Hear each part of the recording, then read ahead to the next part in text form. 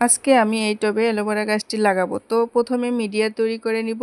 তো আমার হাতের কাছে যা আছে তা দিয়ে তৈরি করে নিব। এখানে নর্মাল মাটি নিয়েছি 2 কাপ, আর কম্পোস্ট সার নিয়েছি 1.5 কাপ, আর বালির পরিবর্তে কাঠের গুঁড়োও ব্যবহার করা যাবে।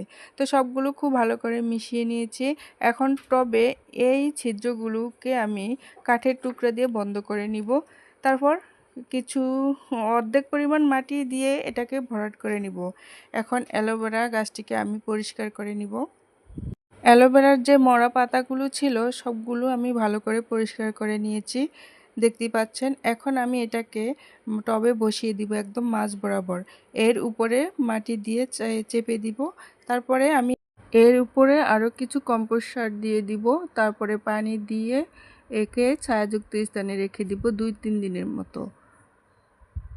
কারণ এখন এই গাছটিকে রোদে দিলে এই গাছটির পাতাগুলো হলুদ বর্ণ ধারণ করবে, তাই আমি এটাকে ছায়াযুক্ত স্থানে